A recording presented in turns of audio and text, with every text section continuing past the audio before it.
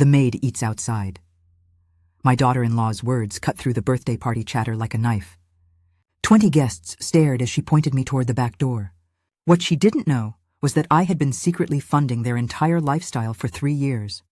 And I had receipts for everything. My name is Eleanor. I'm 68 years old, and for the past 3 years I've been living a lie. A lie where I pretended everything was fine.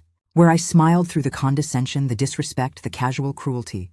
Where I told myself that being treated like hired help by my own family was just the price of staying close to my grandson. But that day at Tommy's 7th birthday party, something inside me finally broke. And what followed was a reckoning that would shatter my son's marriage and expose the ugly truth about the people I had sacrificed everything for. Before I tell you what happened at that party, you need to understand how I got here. How a woman who spent 40 years as a successful bank manager, who raised a good son and built a comfortable life, ended up being treated like a servant in her own family. It didn't happen overnight. It happened slowly, one small compromise at a time, until I woke up one day and realized I had given away not just my money, but my dignity. Let me take you back 5 years. My husband Richard died suddenly of a heart attack. We had been married for 42 years. He was my best friend, my partner, the person who knew me better than I knew myself. When he died, I thought my life was over. The grief was suffocating. There were days I didn't want to get out of bed.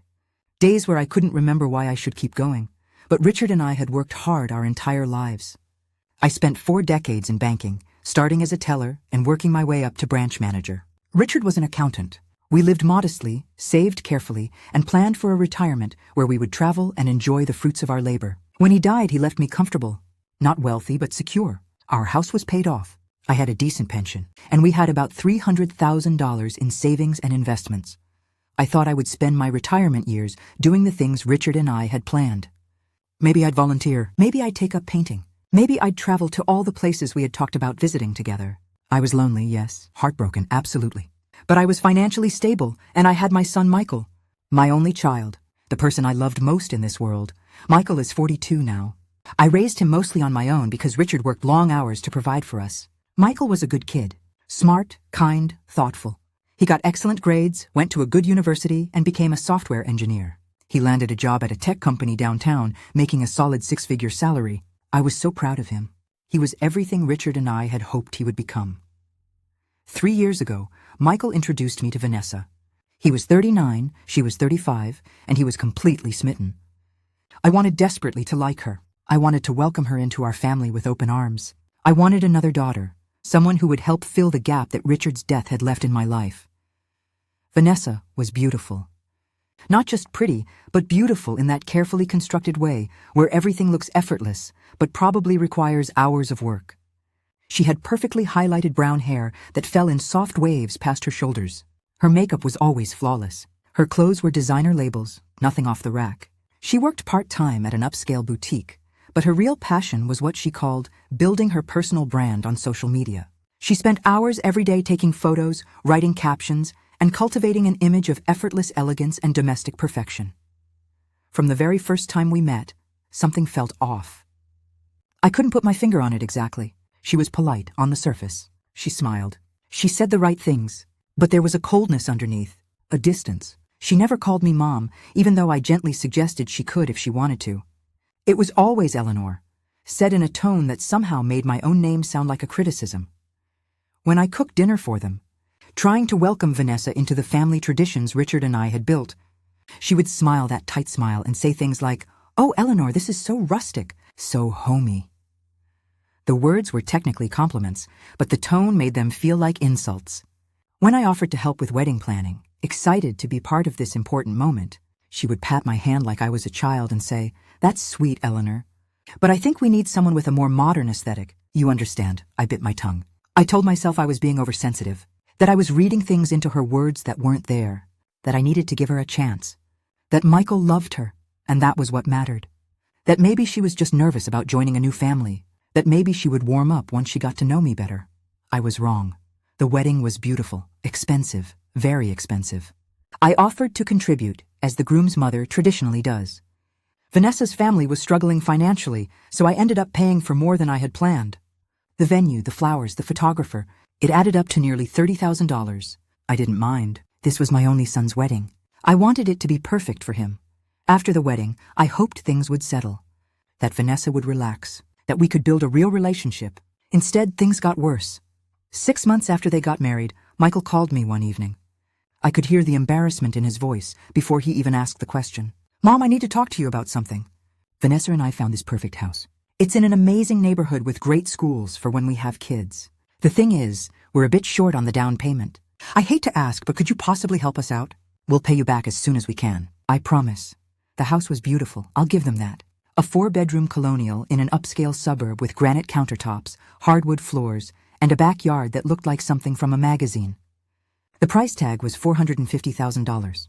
They needed $50,000 for the down payment to avoid PMI and get a better interest rate. $50,000. It was a huge amount, more than a sixth of my entire life savings. But this was my son, my only child, the person I had sacrificed for my entire adult life, and he absolutely promised that they would pay me back. I wrote the check. They never mentioned repayment again. Not once. It was as if that $50,000 had simply vanished into thin air, never to be spoken of again. That $50,000 was just the beginning. Over the next 3 years, the requests kept coming, always with the same apologetic tone from Michael, always with the same promise that it was just this once, just temporary, just until they got back on their feet. And I, like a fool, kept saying yes. 3 months after the house purchase, Michael called again. "Mom, I'm so sorry to ask, but we're in a bind. The car broke down and it needs major repairs. The mechanic says the transmission is shot. We can't afford to replace it right now with the new mortgage and everything. Could you possibly lend us $15,000? We'll add it to what we already owe you and pay it all back together." I hesitated this time. $50,000 was already a massive amount, but Michael sounded genuinely stressed. And they did need a car. How else would they get to work? So I transferred the money. $15,000 gone in an instant. Then came the medical bills. Vanessa had some tests done, nothing serious, thankfully, but their insurance didn't cover everything. $8,000. Then the kitchen renovation that was supposedly necessary because the old appliances were breaking down constantly. $12,000. Then Tommy was born, my beautiful grandson. And suddenly there were expenses for the nursery, the childcare, the medical costs that insurance didn't fully cover. Every time, Michael would call with that same embarrassed tone. Every time he would promise to pay me back. Every time I would transfer the money because how could I say no? This was my son, my grandson, my family. Isn't this what family does? Help each other in times of need? But the times of need never ended. They just kept coming, one after another, like waves crashing against a shore, slowly eroding everything I had built. Tommy's private preschool tuition that they couldn't quite manage. $6,000. New furniture because the old stuff didn't photograph well for Vanessa's Instagram posts. $9,000. A family vacation to the Caribbean that they said they desperately needed to reconnect as a couple. $7,000. Credit card debt that had somehow spiraled out of control. $11,000. The requests came every few months, sometimes every few weeks, and like an idiot, I kept track in my head but never said anything. Never pushed back. Never demanded an accounting of where the money was going, or when I might see even $1 of it returned. By the time Tommy turned 7, I had given them $180,000. More than half of everything Richard and I had saved in 40 years of marriage. Gone. Simply gone. But it wasn't just the money, though. God knows that was devastating enough. It was everything else. The way they treated me. The way I had become invisible in my own son's life unless they needed something. When Tommy was born, I was overjoyed. A grandson, a second chance to experience the magic of watching a child grow. I offered to help with babysitting, thinking it would be a way to bond with my grandson and help Michael and Vanessa manage the exhausting early years of parenthood. What started as offering to help became an expectation. Then a demand. Then just an assumption that I would always be available. I picked Tommy up from daycare 3 days a week. Then 4. Then almost every day. I would get him off the bus when he started school. I helped with his homework. I fed him dinner. I played with him for hours while Michael worked late, and Vanessa did whatever Vanessa did, which usually involved her phone and her carefully curated social media presence. They would show up at 8 or 9 at night, sometimes later. Vanessa would breeze in, usually without knocking, scoop up a sleepy Tommy, and say something like, "Thanks, Eleanor. You're a lifesaver." No real gratitude. No acknowledgement of the hours I had just spent caring for their child. Just a casual dismissal, like I was the hired nanny rather than the grandmother who was doing this out of love. I kept a private tally in my head. 15 hours a week on average for 3 years. That's 2,340 hours of childcare. If I had been a paid babysitter at the going rate of $25 an hour in our area, that would have been another $58,000. So the real total wasn't $180,000. It was $238,000 worth of financial support and unpaid labor. But I loved Tommy. God, I loved that little boy. He had Michael's dark curly hair and my late husband's gentle brown eyes. He was sweet and curious and affectionate. When he wrapped his little arms around my neck and said, "I love you, Grandma Ellie," it made every sacrifice feel worth it. He was why I stayed silent, why I kept writing checks and biting my tongue and pretending I didn't notice how Vanessa treated me. Because if I complained, if I pushed back, if I demanded respect or repayment, what would happen? Would they cut me off from Tommy? Would Michael choose his wife over his mother? I couldn't risk it. So I stayed quiet. The disrespect grew worse over time. Vanessa stopped even pretending to be polite. When I cooked family dinners, spending hours preparing Michael's favorite dishes, she would barely touch the food. She'd push it around her plate while scrolling through her phone, then announce to her Instagram followers that she was trying a new recipe, posting photos of food I had cooked as if she had made it herself. When her friends came over to the house I had helped them buy, I would fade into the background. I'd clear plates and refill drinks and clean up spills, invisible unless someone needed something. I overheard conversations where Vanessa complained about me. "Michael's mother is always here. It's like she has nothing better to do. She doesn't understand that we need our space. Or worse, she's so old-fashioned, always trying to tell me how to parent Tommy. Like her generation knew anything about child development." The comments cut deep, but Michael never defended me. He would change the subject or leave the room. My son, the boy I had raised to stand up for what was right, had become a man who chose peace over principle, who chose his wife's approval over his mother's dignity. Then came Tommy's 7th birthday party. The breaking point. The moment when everything I had been swallowing for 3 years came rushing back up and I finally couldn't take it anymore. It was a Saturday in late September. One of those perfect autumn days with blue skies and crisp air. The party was at Michael and Vanessa's house. Vanessa had gone completely overboard with the preparations. There was a massive bounce house in the backyard shaped like a superhero headquarters. Banners and balloons everywhere, tables laden with elaborate decorations, and the food. Oh, the food. Vanessa had hired an expensive catering company. Gourmet sandwiches, fresh fruit displays arranged to look like art, fancy appetizers, and an elaborate 3-tier superhero cake that probably cost more than my weekly grocery budget. A week before the party, Michael had called me with that familiar tone of embarrassment. "Mom, I need to talk to you about something. The party budget kind of got away from us. Vanessa really wanted to make it special for Tommy, you know, since he's growing up so fast. The thing is, the catering company wants payment up front, and we're a bit short right now. Could you possibly cover it? It's $2,800. I know it's a lot, but $2,800 for a child's birthday party. It was insane, excessive, ridiculous, but I said yes. Because I always said yes. Because I didn't know how to say no to my son. Because I was still hoping that if I just helped enough, loved enough, gave enough, they would finally appreciate me. The morning of Tommy's birthday party, I arrived at Michael and Vanessa's house at 9 o'clock. The party didn't start until noon, but I knew they would need help setting up. I always helped. That was my role in this family. The silent helper, the invisible workhorse, the woman who made everything run smoothly while others took the credit. Vanessa was already in the kitchen when I let myself in with the spare key they had given me years ago. She was wearing a designer dress that probably cost more than my monthly pension check. Her makeup was perfect, camera ready. Her hair was styled in loose waves that looked effortless, but had probably taken an hour to achieve. This wasn't just a child's birthday party. This was content for her Instagram followers. This was a performance. "Oh, you're here," she said when I walked in. Not hello, not good morning, not thank you for coming early to help. Just a flat acknowledgement of my presence, the way you might note that the mailman had arrived. I spent the next 3 hours doing everything. I arranged the food displays that I had paid for. I set up the gift table. I organized the party games. I inflated balloons until my hands cramped. I hung decorations. I wiped down tables. I made sure everything was perfect. Vanessa flitted around taking photos for her social media. She'd pause in front of a decoration I had just hung, pose with her phone, and capture the perfect shot. Then she'd move on to the next spot, leaving me to finish the actual work. Michael was somewhere dealing with the bounce house setup, avoiding the tension that always seemed to simmer between his wife and his mother. When the guests started arriving at noon, Vanessa transformed. The cold, dismissive woman who had barely acknowledged me all morning became warm and gracious. She greeted everyone with hugs and smiles. She gushed about how much work had gone into making Tommy's day special. She never once mentioned that her mother-in-law had paid for the food and done most of the setup. The party was packed.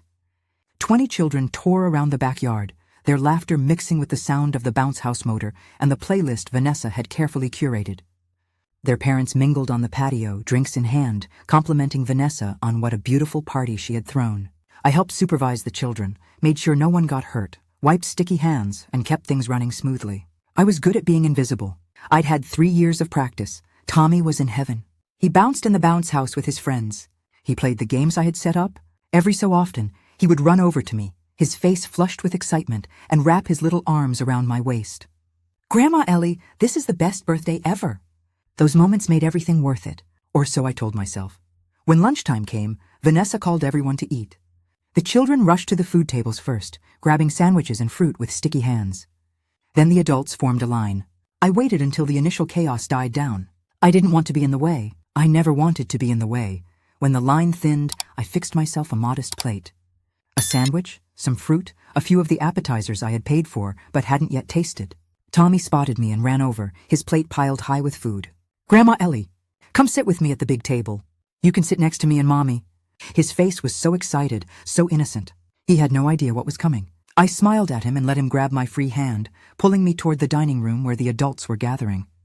The dining room in the house I had helped them buy with $50,000 of my retirement savings. That's when Vanessa intercepted us. She moved quickly, placing herself directly in my path. Her smile was bright and sharp, like sunlight glinting off broken glass. Several nearby guests turned to watch, sensing something was about to happen. "Eleanor," she said, her voice loud enough to carry. "What are you doing?" I stopped, confused by the question. "I'm going to sit down and eat." "Oh, honey," Vanessa said, and the false sweetness in her tone made my skin crawl. Every word was dripping with condescension. "The maid eats outside. We need the dining room for actual guests." Time seemed to stop. The patio went silent. 20 guests stared at us. I could feel their eyes on me, could see the shock and discomfort on some faces, the curiosity on others. My plate trembled slightly in my hands. The sandwich I had been looking forward to suddenly looked like something I couldn't possibly swallow. Tommy's little face scrunched up in confusion. He looked from his mother to me, trying to understand what was happening. "But Grandma's not the maid," he said, his voice small and uncertain. "She's Grandma." Vanessa laughed. It was a light, tinkling sound that made something dark and cold settle in my stomach. "It's fine, Eleanor. The patio is lovely this time of year. You'll be perfectly comfortable out there. We just need the dining room space for everyone else." I stood there, frozen. 3 years of swallowed words, of bitten tongue, of silent acceptance crashed over me like a wave. This was the moment. This was what it had all been building toward. Every check I had written, every hour I had spent babysitting, every time I had accepted being treated as less than. It had all led here, to this moment, standing in front of 20 strangers being told to eat outside like a dog. I looked past Vanessa, desperate, searching for my son. Michael was standing in the doorway of the kitchen. He had witnessed everything. Our eyes met across the patio, and I saw the moment of decision flash across his face. I was silently begging him, "Defend me, stand up for me. Tell your wife that this is unacceptable. Tell her that I'm your mother, and I deserve basic respect." But he didn't. "Mom," Michael said quietly, his voice weak and placating. He stepped forward, but not toward me, toward the middle ground, the safe space where he wouldn't have to actually choose a side. "Maybe it would be easier if you just, Vanessa's right. We do need the space for everyone." Those words hit me harder than Vanessa's cruel dismissal. This was my son, the baby I had nursed through colicky nights and childhood illnesses, the boy I had worked double shifts to provide for, the young man whose college tuition I had saved for, penny by penny, the person I had given $180,000 to over 3 years. And he was agreeing with his wife. He was choosing her casual cruelty over his mother's dignity. Something inside me didn't break. It crystallized. It became hard and clear and absolutely certain.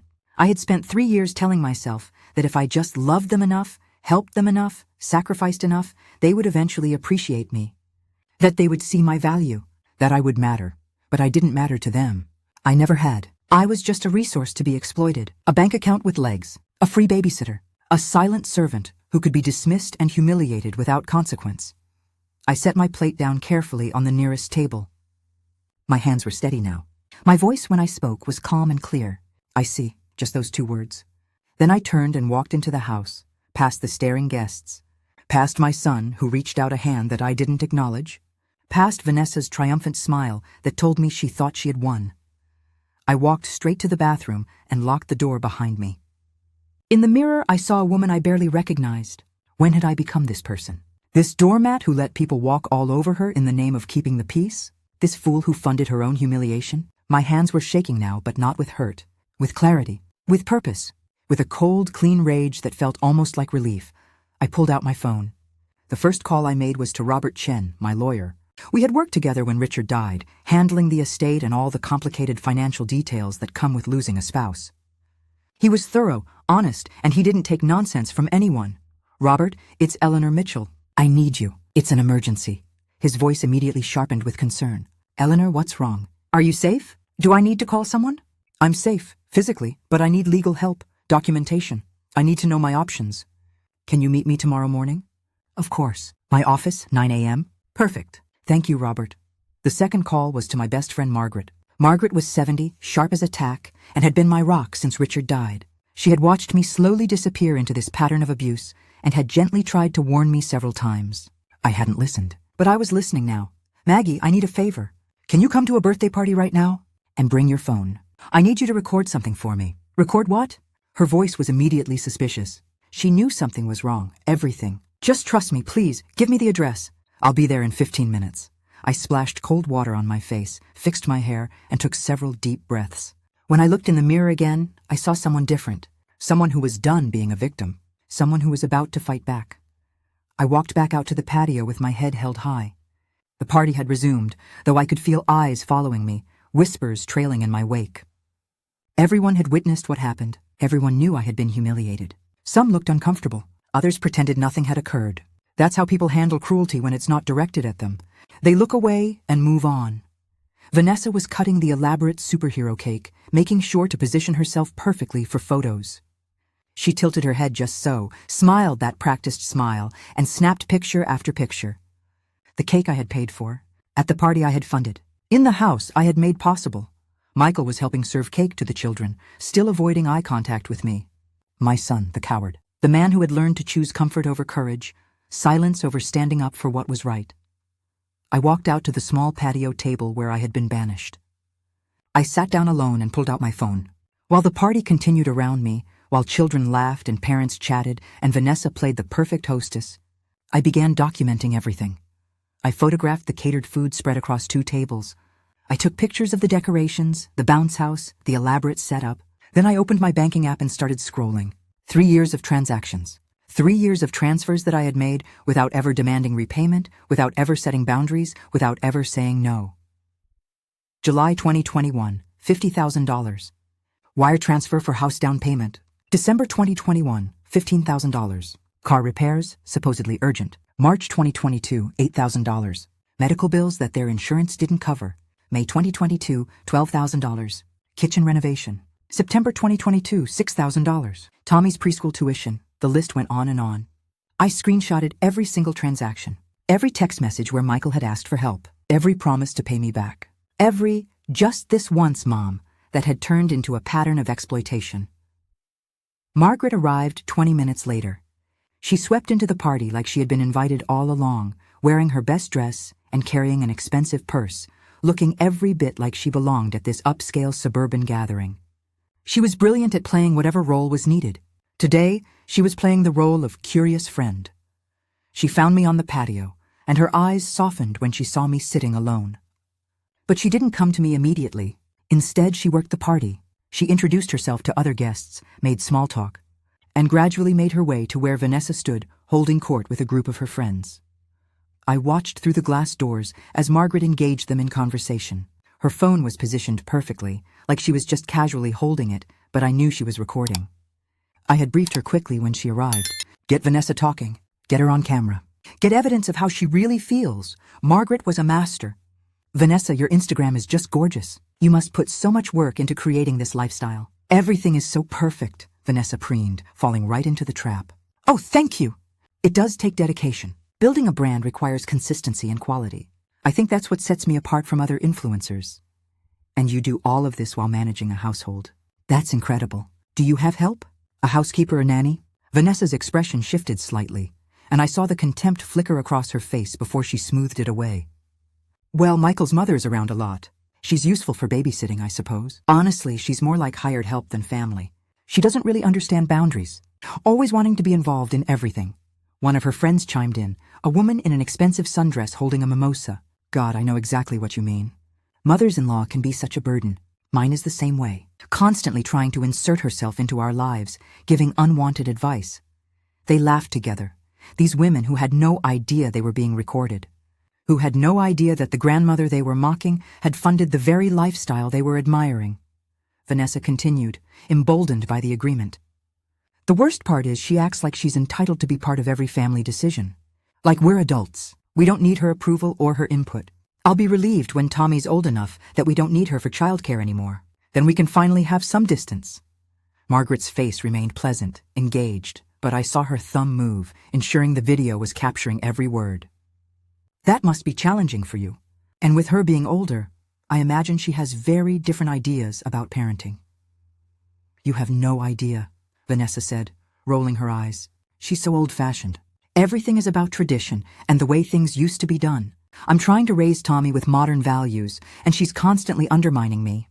I sat on that patio for another hour, watching the party wind down through the glass doors. Parents collected their tired children. Goodbyes were said. The decorations that I had helped hang began to look shabby in the fading afternoon light.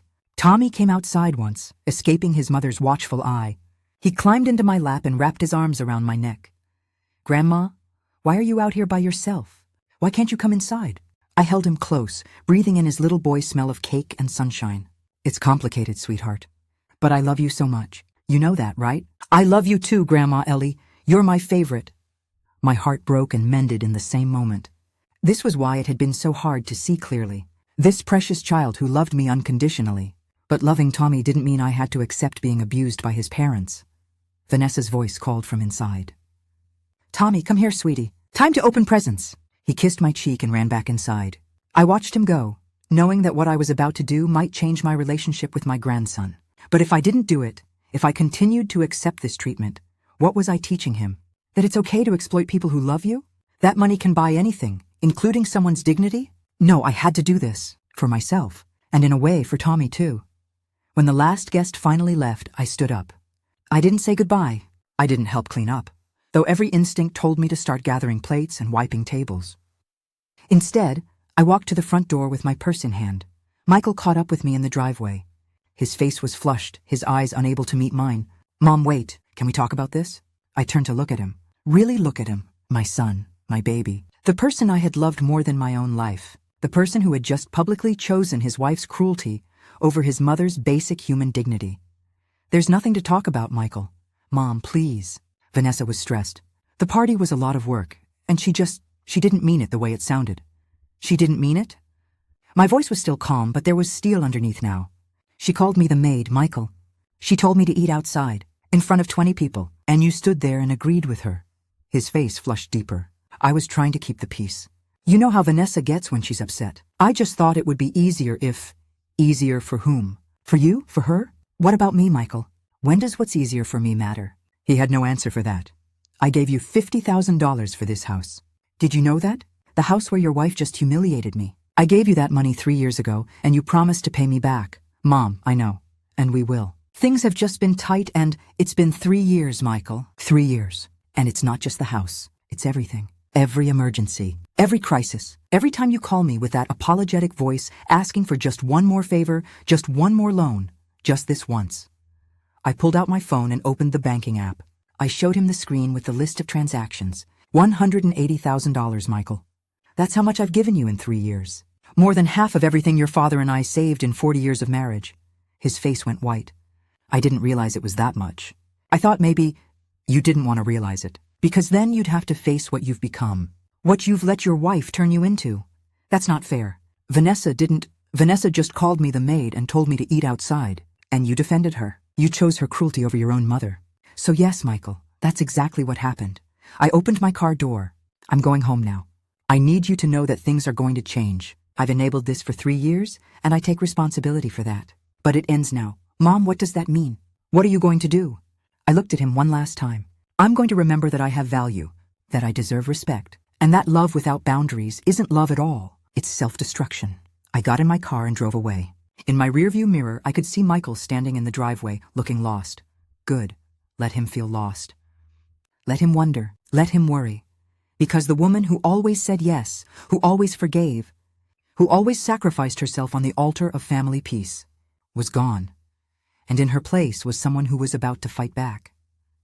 That night, I couldn't sleep. I sat at my kitchen table with 3 years of bank statements spread out before me like evidence at a crime scene. Because that's what it was, really. A crime. Not in the legal sense, perhaps, but a moral crime. A betrayal of trust and love and the fundamental bond between parent and child. I had kept meticulous records. That was the banker in me. Even when I was being foolish with my heart, my brain had maintained the discipline of documentation. Every transfer, every check, every Venmo payment. All of it organized by date, with notes about what each payment was for. I created a spreadsheet, the kind I used to make at work when analyzing loan applications or investment portfolios. But this spreadsheet told a much more personal story.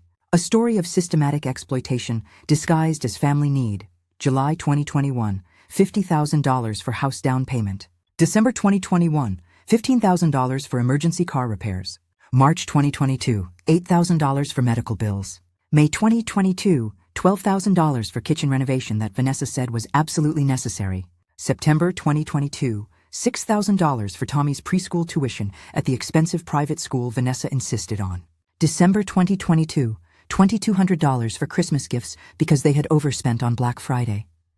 February 2023, $9,000 for new furniture because the old stuff didn't photograph well. April 2023, $7,000 for a family vacation to the Caribbean. June 2023, $11,000 for credit card debt that had somehow spiraled out of control. And just last week, $2,800 for a birthday party where I was told to eat outside like a dog. The numbers blurred as tears filled my eyes. $183,000. Gone. More than half of everything Richard and I had worked for over 40 years of marriage. The retirement we had planned.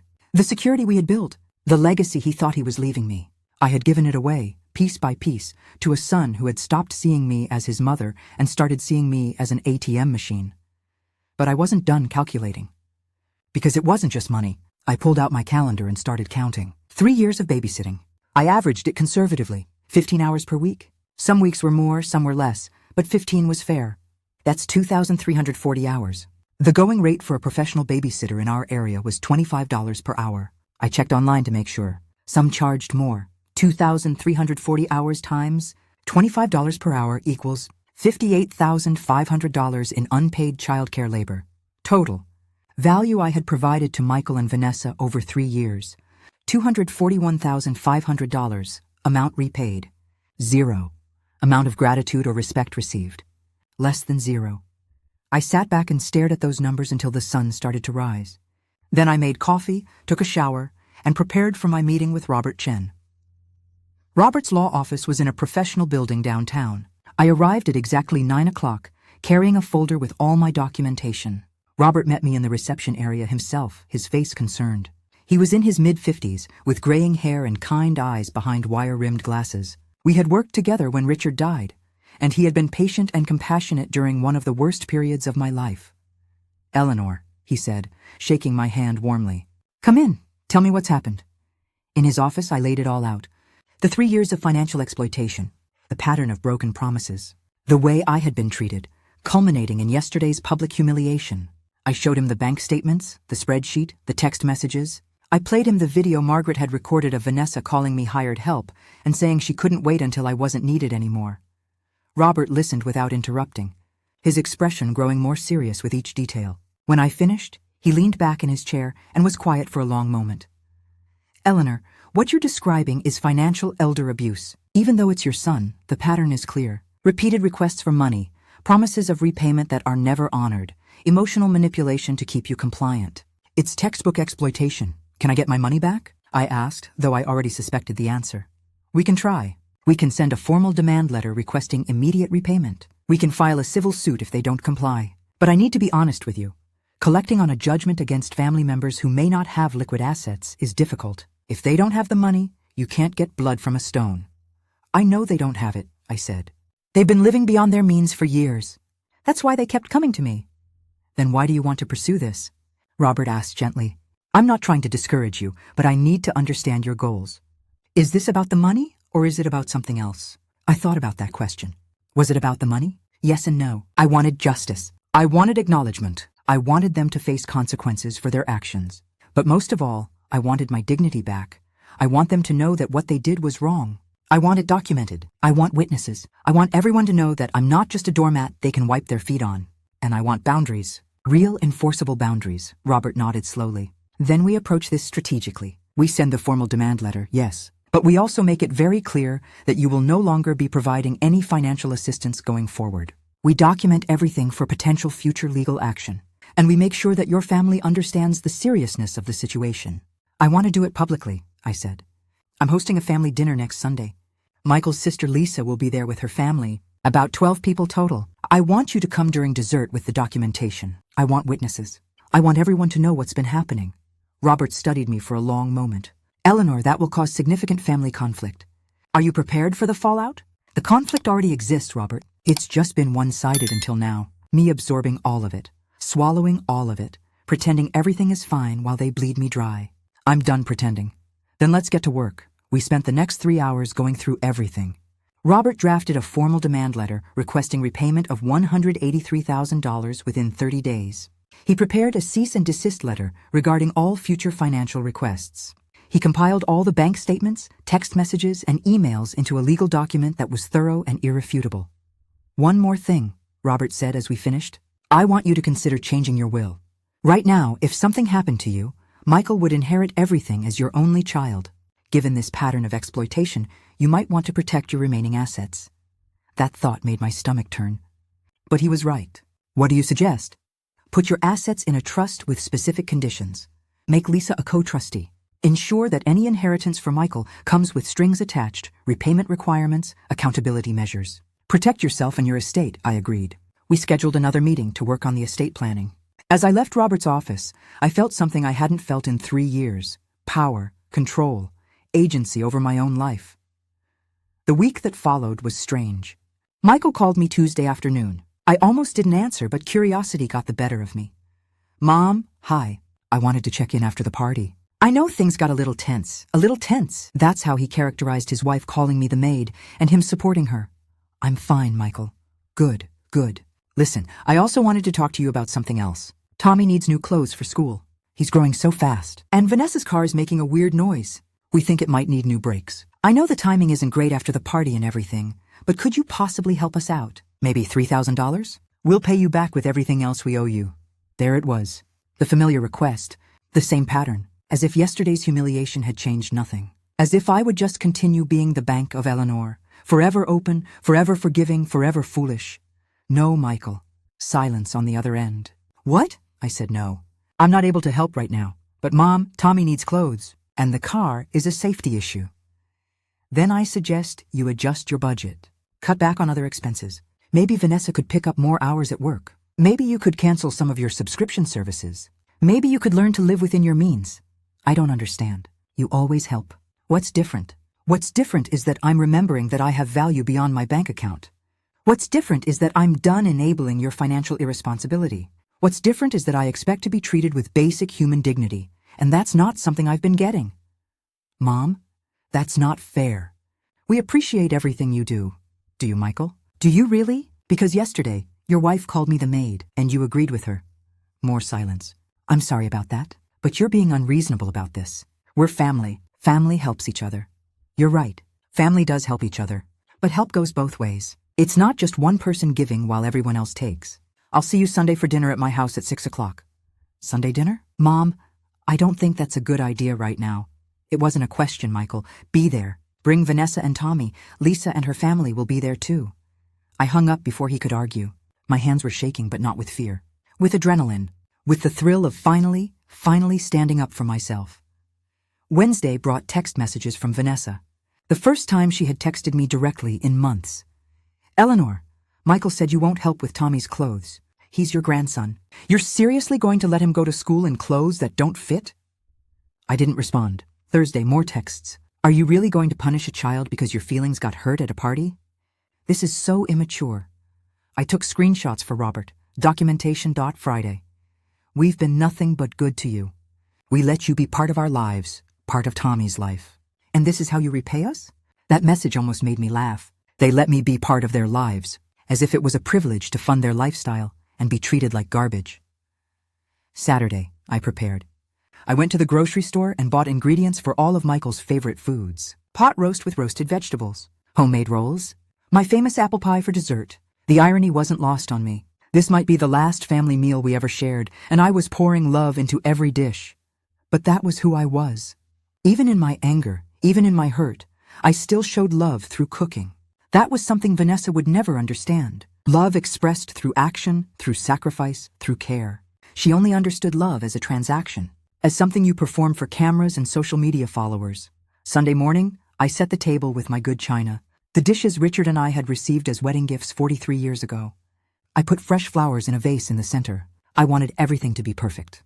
Because this wasn't just a dinner, this was a reckoning.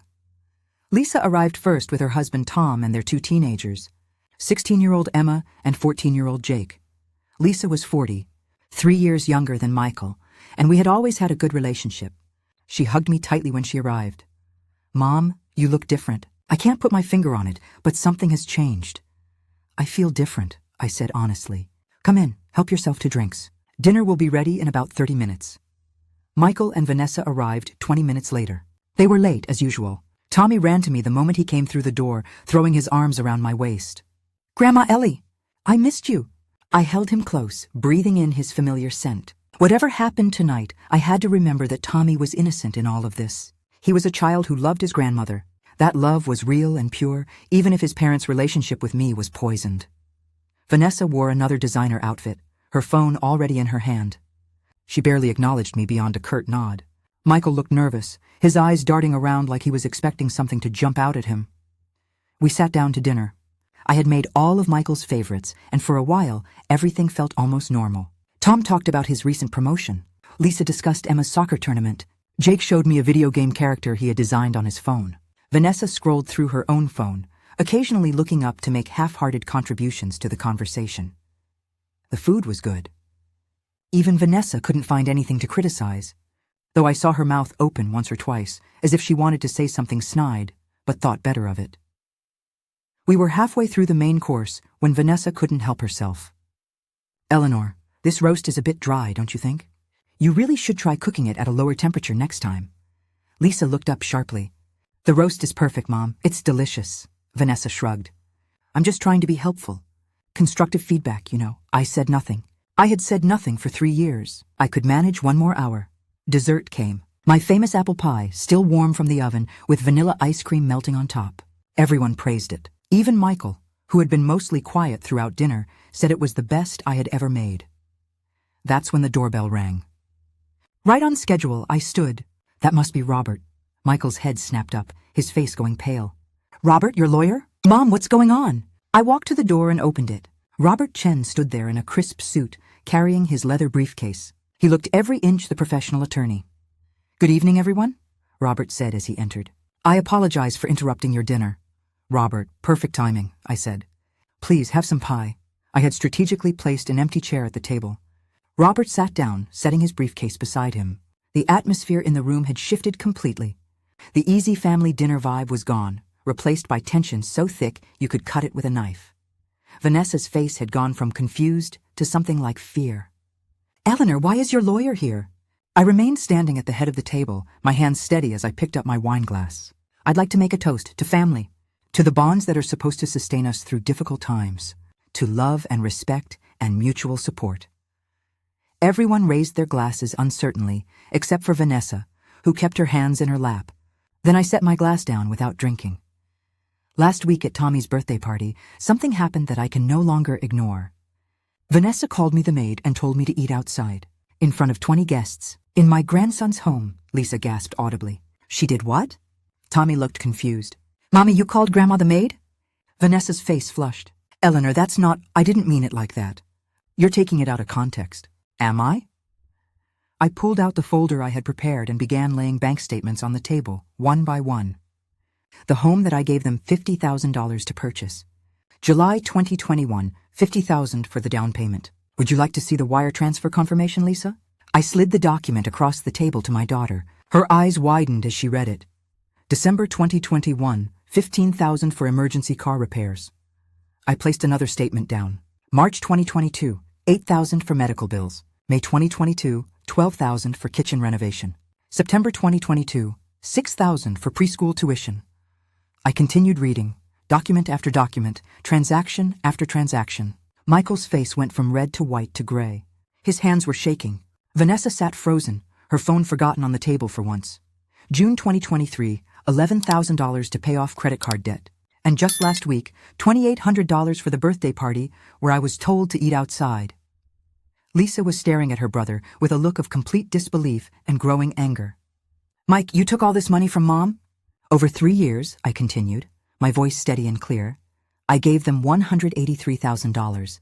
More than half of everything your father and I saved in 40 years of marriage. Tom let out a low whistle.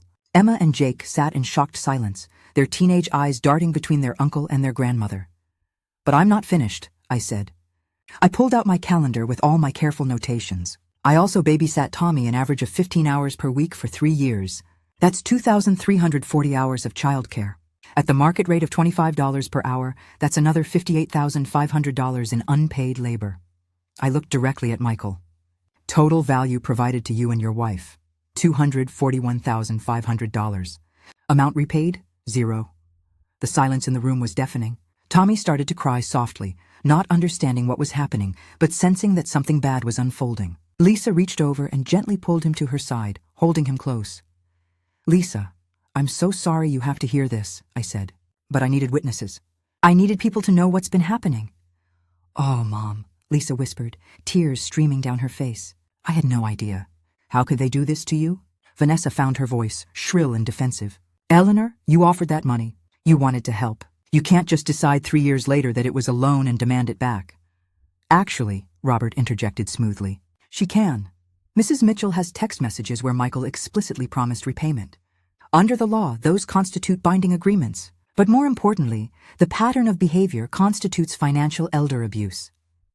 Elder abuse. Michael's voice was barely a whisper. Mom, you can't be serious. I am completely serious, I said. I looked at Robert, who opened his briefcase and pulled out official-looking documents. I'm here as Mrs. Mitchell's attorney to present formal legal demands, Robert said, his voice professional and measured. First, immediate repayment of $183,000 within 30 days. Second, a cease and desist on all future requests for financial assistance. Third, a formal accounting of all transfers and a written repayment agreement with interest. He slid the documents across the table to Michael. If these demands are not met, we will pursue legal action for financial elder abuse and breach of contract. Michael stared at the papers like they were written in a foreign language. His hands trembled as he picked them up. Mom, you're actually suing me? Your own son? I'm protecting myself from people who have systematically exploited my love for 3 years, I replied. My voice was calm, but there was steel underneath. You and your wife have treated me like a servant while living off my retirement savings. You humiliated me in public, and you never, not once, showed genuine gratitude or respect. This is insane, Vanessa said, standing up abruptly. Michael, we don't have to sit here and listen to this. Sit down, Vanessa, Lisa said sharply. It was the first time I had ever heard her speak to her sister-in-law with such authority. You're going to hear all of it. Vanessa slowly sat back down, her face a mixture of anger and fear. I pulled out my phone and opened the video Margaret had recorded. I want everyone to see something. I played the video with the volume up. Vanessa's voice filled the room. Honestly, she's more like hired help than family. She doesn't really understand boundaries. I'll be relieved when Tommy's old enough that we don't need her for childcare anymore. The video continued, showing Vanessa and her friends laughing about how burdensome mothers-in-law are, how they're always trying to insert themselves where they're not wanted. When it finished, Lisa was crying openly. Tom looked disgusted. Even the teenagers seemed horrified by what they had just heard. You said that about Mom? Lisa asked, her voice breaking. After everything she's done for you? Vanessa had no answer. For once in her life, she was speechless. I looked at Michael. Son, I love you. I will always love you. You are my child. But you have hurt me in ways I never thought possible. You stood by while your wife abused me. You took my money without ever intending to pay it back. You watched me be humiliated and did nothing. Mom, I'm sorry. I'm so sorry. I didn't realize, you didn't think about me at all, I finished. That's the problem. I was just a resource to be used. A bank account with unconditional love attached. Robert cleared his throat. There's one more thing the family should know. Mrs. Mitchell has also revised her estate planning. Her assets will now be placed in a trust with conditions. Lisa will serve as co-trustee. Any future inheritance will require full repayment of current debts and ongoing accountability measures. Michael's face crumbled. The reality of what he had done, what he had lost, was finally sinking in. You have two choices, I said, looking at both Michael and Vanessa. Option 1, acknowledge what you've done. Apologize sincerely, not just with words but with actions. Create a realistic repayment plan and stick to it. Treat me with the respect I deserve as Michael's mother and Tommy's grandmother. Option 2, continue denying everything, and I will make sure every single person in your life knows exactly how you built your Instagram lifestyle. On your mother-in-law's retirement savings while treating her like a servant. Vanessa's eyes widened with panic. Her carefully constructed influencer image, her entire online persona, would be destroyed if this became public. I want you both to leave now, I said quietly. Dinner is over. Michael stood slowly, like a man in a dream. Mom, please, can we talk about this privately? Just you and me? No, you stayed silent when I needed you to speak up for me. You chose her cruelty over your own mother's dignity repeatedly. We're done talking. Now we let the lawyers handle it. But what about Tommy? Michael asked, desperation creeping into his voice. What about my son? You're his grandmother. I love Tommy with all my heart. He is innocent in all of this. But I will no longer provide free childcare. If you want me to see my grandson, we will arrange supervised visits at neutral locations. You will not use him as a weapon or leverage against me. And you will not poison him against me the way you've tried to do to everyone else. Vanessa grabbed her purse, tears of rage and humiliation streaming down her face. Michael, let's go. She's not worth this. Actually, Vanessa, Lisa said, standing up, she's worth everything. And you and my brother have just lost something irreplaceable because you were too selfish and greedy to see it. They left. Vanessa stormed out first, Michael following with Tommy in his arms. The little boy looked back at me, confused and scared. Grandma?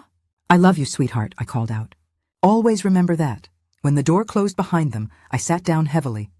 The adrenaline that had been sustaining me drained away, and I felt suddenly exhausted.